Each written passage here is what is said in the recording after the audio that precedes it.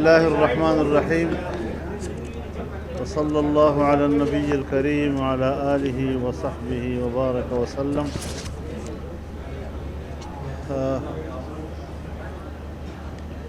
Multan media کو خوش آمدید کہتا ہوں.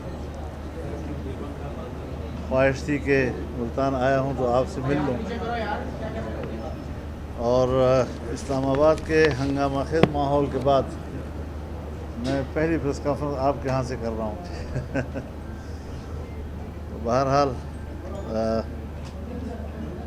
بڑی گھمبیر صورتحال تھی وہاں، جس کا ہمیں سامنا کرنا پڑا. اور پہلے تو میڈیا کی غلام گردشوں میں آئینی ترامیم کا چرچا تھا. رفتہ رفتہ وہ باتیں سیاسی حلقوں میں آنے لگ گئی. اس پر ہم نے یہ موقف اختیار کیا کہ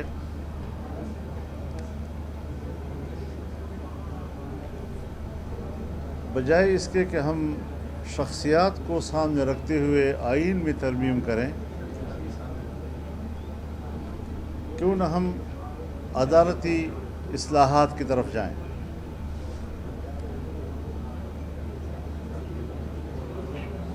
ہم نے یہ تجویز دی اور اس پر کچھ تفصیل ہم نے پھر وہاں جو پارلیمانی کمیٹی، خصوصی کمیٹی تشکیل دی گئی ہے، اس میں بیان کی. لیکن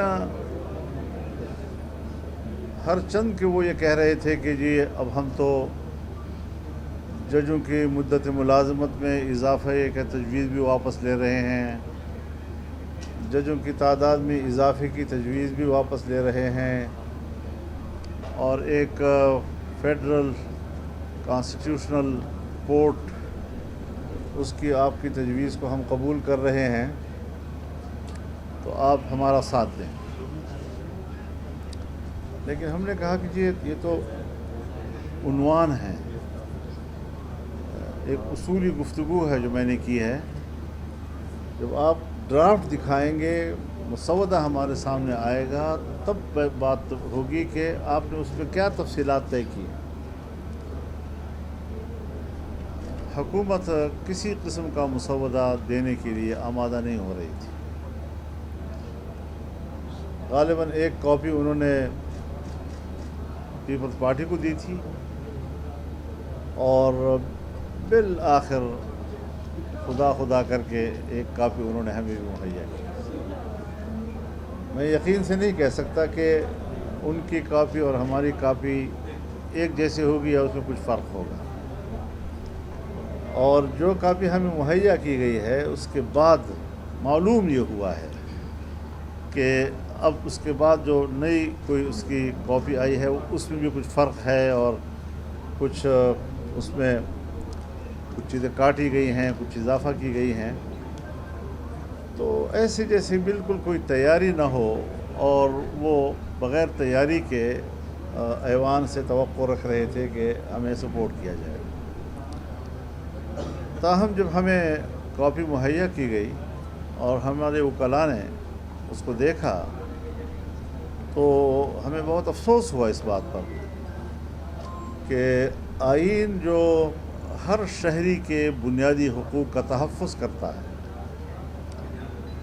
اور اس میں معمولی سا ایک استثناء ہے، وہ بھی ملٹری کے حوالے سے. لیکن یہاں تو انسانی حقوق، بنیادی حقوق کا دائرہ محدود کر دیا گیا، اور ملٹری کا رول جو ہے اس میں بہت اضافہ کیا گیا. جو استثنائی چیز ہے اس کی توسیع دی گئی، اور جو آئین کا بنیادی انسانی حقوق کا چیپٹر ہے اسے محدود کر دیا گیا تھا. اسی طرح کورٹ کے حوالے سے، ججوں کی تقرری کے حوالے سے، یہاں تک کہ ہائی کورٹس کے ججوں کے تبادلے کے حوالے سے، کہ اگر مجھے کسی جج پہ اعتماد نہیں ہے یا میرے حق میں فیصلہ نہیں دے سکے گا تو اس کا فوراً تبادلہ کر دیں. یا یہ کہ کیس اس سے اٹھا کر دوسرے کو دے دیں۔ اب یہ چیزیں جو ہیں یہ نظام کو انتہائی متاثر کر رہی تھی۔ ہم دیکھتے ہیں کئی دہائیوں سے ہم دیکھتے ہیں کہ مفادات کا لین دین ہماری ملک کی سیاست بن گئی، لیکن ہم نے نظریات، اصول اور قوم کی آواز کو تقویت دینے کی سیاست کی، اور ہر ایسی تجویز کو ہم نے مسترد کر دیا کہ جو مفاد عامہ کے خلاف تھی، بنیادی انسانی حقوق کی نفی کر رہی تھی، عدل و انصاف مہیا کرنے میں صرف حکومت کو تحفظ دینا تھا، اور اس کے علاوہ اگر عام آدمی کا کوئی مسئلہ ہو۔ ہم نے یہ تجویز اس لیے دی کہ ایک تو میثاق جمہوریت میں فیڈرل کانسٹیٹیوشنل کورٹ کا تصور موجود ہے اور صراحت کے ساتھ لکھا گیا ہے۔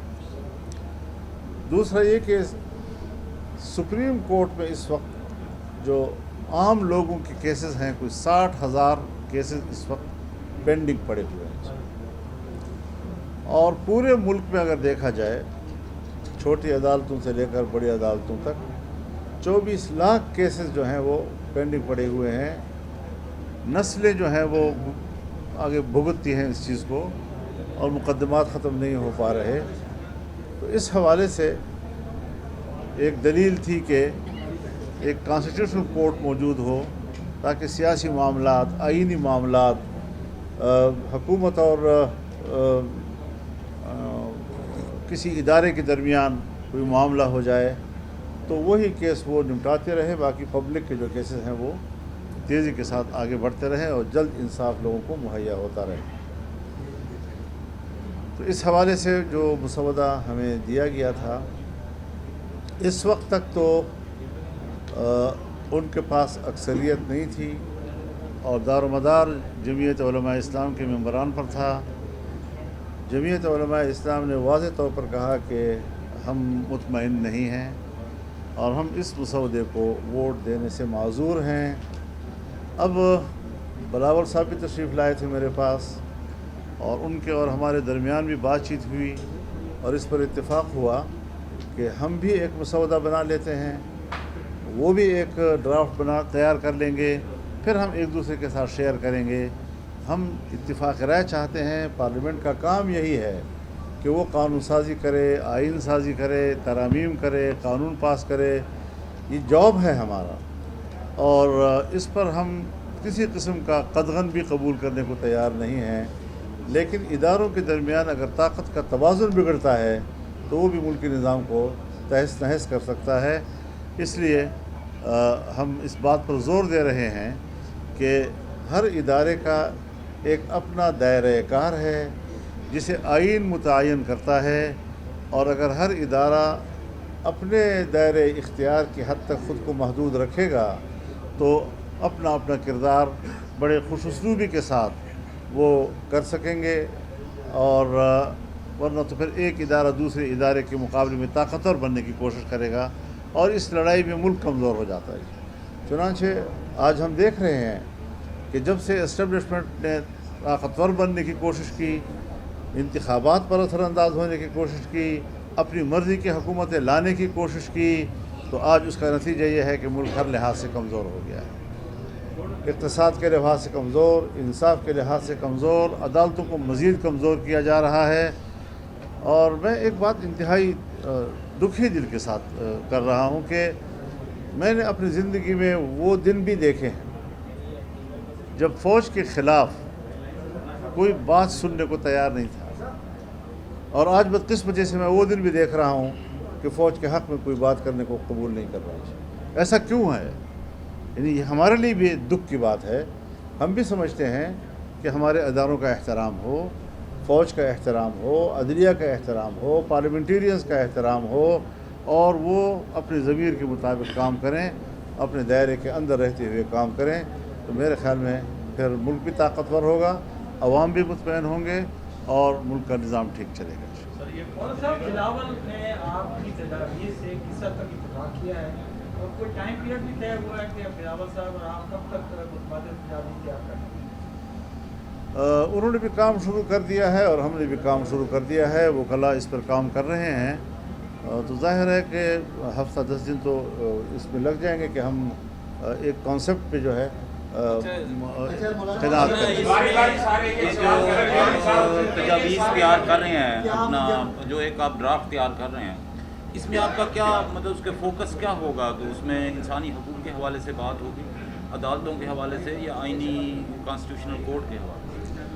हमारा तो ज़ाहिर है जी कि जिस पर इत्तिफाक राय है वो कॉन्स्टिट्यूशनल कोर्ट के क़याम पर एक इत्तिफाक राय मौजूद है, लेकिन यहाँ पर हमें एक बदनीयती नज़र आई है कि कॉन्स्टिट्यूशनल कोर्ट की तजवीज़ कबूल करके भी वो अदालती ढांचा इस तरह तश्कील दे रहे थे कि मुखालिफिन की गर्दन ज़दनी करे और अपने मफादात के लिए उसको इस्तेमाल करे।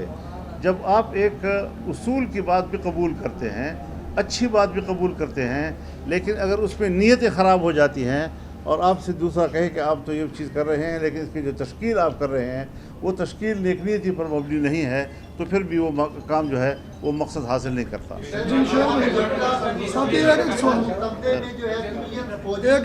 जी, जो सिविलियन फौजी का जो सर ये ट्रायल होने जा रहा है उसके हक में आप हैं या नहीं? मैं समझा नहीं आपको। मैं ये कह रहा हूँ सर कि जो मुजव्वरा मुसद्दे में सिविलियंस के फौजी ट्रायल की शिक शामिल थी, क्या आप सिविलियंस के फौजी ट्रायल के हक में हैं या नहीं? मैंने तो यही बात आपसे किया ना कि बुनियादी हुकूक का दायरा महदूद, मिलिट्री का जो इस्तिस्ना था एक ख़ास हद तक उसको तवसीह दे दी गई है। तो ये चीज़ें हम समझते हैं कि बुनियादी हुकूक को पामाल कर रही हैं। हम बुनियादी हुकूक को तहफ़्फ़ुज़ देने के ज़ामिन हैं और पार्लियामेंट को उसका ज़ामिन होना चाहिए। जमशेद साहब, जी हाँ, स्पीकर कौमी असम्बली ने खत लिखा और उसके अंदर उन्होंने नशिस्तों का बाकायदा नंबरिंग भी दी है। आपकी जमात को भी उन्होंने 3 सीटें इजाफी मखसूस सीटों के लिए आई हैं। अगर इलेक्शन कमीशन उसका नोटिफिकेशन जारी कर देता है तो फिर तो हुकूमत की जो है वो 2/3 जो है वो पूरी होती है, फिर आप कहाँ खड़े होते हैं? हम फिर भी अपने मौक़िफ़ पे खड़े रहेंगे और कोशिश करेंगे कि उनको कोई गलत फ़ैसला या गलत कानून साज़ी से रोकें। जो भी हमारी क़ुव्वत होगी, जितनी हमारी क़ुव्वत है हम उतने ही ज़िम्मेदार हैं, इससे ज़्यादा क्यों तो हम ज़िम्मेदार नहीं हैं। लेकिन कभी भी हम आइन को तहबाला करना, अदलिया को तहबाला करना, किसी भी इदारे को तहस नहस करना, उसको नुकसान देना, इसकी हम हिमायत नहीं करें। बिलावल साहब कहते हैं, एक सवाल जी जी साथी एक जी फरमाएं। बिलावल साहब कहते हैं मौलाना फजल रहमान के कमेटी रूम में पहुंचने से पहले ही आर्टिकल 8 वाली जो तरमीम है वो हटवा दी गई थी, उसको क्या आप? आर्टिकल 9 अब आ गया है, लेकिन अब यही बात तो हमारे लिए सवाल है। हमने आपसे पहले भी कहा कि उसके बाद कुछ तब्दीली हुई है तो पता नहीं वो क्या है। तो एक मुसवदा, फिर दूसरा मुसवदा, अब तीसरा मुसवदा, और सब एक दूसरे से मुख्तलिफ हैं। इस तशवीश में क्यों रखा जा रहा है? ये कन्फ्यूजन है, और पार्लियामेंटेरियन अगर अपने कानून साजी के बारे में कन्फ्यूजन का शिकार हों, वो क्या आइन साजी और कानून साजी कर सकेंगे? जैसे आपने भी कहा कि हमारी सियासत हमने माजी में से तो मुफादात के गिर्द होती है। अच्छा, अभी भी आपका नया प्यार बड़ा पाकिस्तान तहरीक इंसाफ के साथ जो है बढ़ रहा है। अच्छा, तो कोई इनके साथ जिस तरह से आप एक सोच पे और एक जगह पे इकट्ठे हो रहे हैं, तो मुस्तकबिल के लिए भी तो आपस में आपके वादे नहीं हुए हैं? क्योंकि जब भी दो जमातें आपस में मुज़ाकरात करती हैं, किसी एक मुद्दे पे आती हैं, तो मुस्तकबिल के वादे जो है वो ज़रूर एक दूसरे से लिए जाते हैं। तो इस आपकी जो तहरीक इंसाफ के साथ जो एक पेज पे आए हैं, तो मुस्तकबिल के बारे में तो वादे नहीं हुए? नाराज़ तो नहीं होंगे आप? नहीं, क्योंकि आपको जब मैं जवाब देता हूँ कुछ और बन जाता है। तो जी मैं समझ गया जी। देखिए, इसमें कोई शक नहीं है कि हम अपोजिशन बेंचों पे हैं।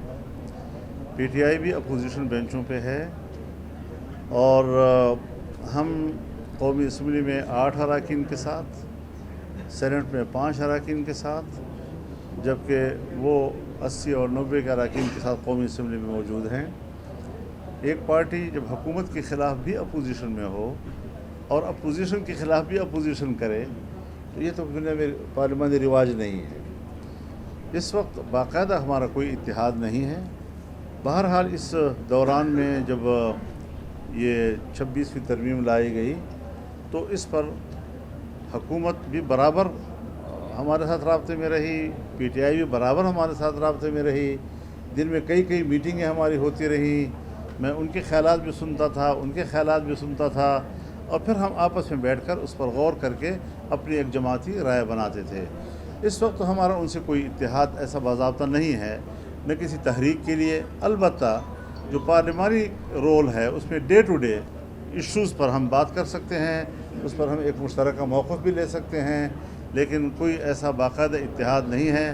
البتہ بہتر ہے، ہم اس چیز کو ایک مثبت سفر سمجھتے ہیں کہ ہمارے جو تلخیوں والا ایک دور تھا، اگر وہ اعتدال پہ آتا ہے اور ایک بہتر تعلقات کی صورت بنتی ہے تو اس کی طرف ہمیں بڑھنا چاہیے۔ مولانا صاحب یہ فرمائیے گا کہ آئین جو بلاول بھٹو صاحب نے یہ فرمایا کہ اگر مولانا صاحب جو ہے ہمارے ساتھ نہیں آتے تو ہم پھر کسی اور طرف دیکھیں گے، اور سے بندے ہمارے پورے کر لیں گے، لیکن پھر مولانا صاحب کی تجویز جو ہے، جو تجاویز ہیں، ان کو بھی ہم نہیں مانیں گے۔ دیکھیے، اگر وہ غلط چیز پر مصر ہیں کہ ہم نے غلط کام کرنا ہے اور اس کے لیے جہاں سے بھی چاہیں لوگوں کو توڑ تاڑ کے اور مفادات کی، تو پھر تو ایک سوداگری والا ایک کام ہوگا۔ ہم اس سے دور رہیں گے اور انشاءاللہ اصولی سیاست کریں گے، اپنا موقف دیں گے، اور مجھے یقین ہے انشاءاللہ کہ اگر انہوں نے ایسی حرکت کی اور ہم نے اس پر رد عمل دیا تو وہ ایسا نہیں کر سکتے۔ جمشید بھائی اتنے سوال نہ کر، جمشید آپ سے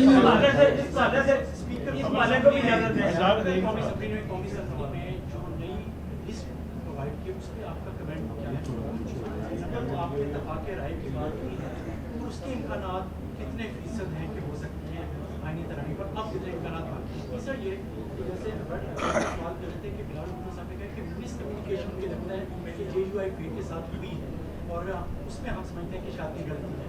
تو ان تینوں چیزوں میں آپ کا کچھ؟ میرے خیال میں اگر ایک پارٹی چیئرمین وہ یہ سمجھتا ہے کہ مس کمیونیکیشن ہوئی ہے اور اس کو نہیں ہونا چاہیے، تو میں اس کو اپریشیٹ کرتا ہوں، اور میں سمجھتا ہوں کہ ہمارے درمیان کوئی غلط فہمی نہیں ہونی چاہیے۔ اختلاف رائے ہو سکتا ہے لیکن غلط فہمی نہیں ہونی چاہیے کہ وہ کچھ سمجھے اور ہم کچھ سمجھیں، اور اگر ہم کسی اتفاق رائے تک پہنچتے ہیں تو میرے خیال میں یہ ایک اچھی علامت ہوگی پاکستانی سیاست کے لیے۔ جی دیکھیے، میں نے پھر وہی لفظ دہراؤں گا کہ بات تو بعض دفعہ اچھی ہوتی ہے، اصولاً ہم اس کی حمایت بھی کرتے ہیں، لیکن اس موقع پر اور اس طرح کا کرتب دکھانا، اس کے پیچھے نیت کیا ہو سکتی ہے وہ ذرا آپ خود سوچ لیں کہ ایک غلط ترمیم کو پاس کرنے کے لیے وہ فوری طور پر اتنا بڑا اقدام کر رہے ہیں، تو اس سے زیادہ ظاہر ہے کہ ان کو کوئی سیاسی فائدہ نہیں پہنچے گا۔ بس یہ ہے کہ جو لوگ ان سے خدمت لے رہے ہیں شاید وہ خدمت کرنے میں کامیاب ہوں۔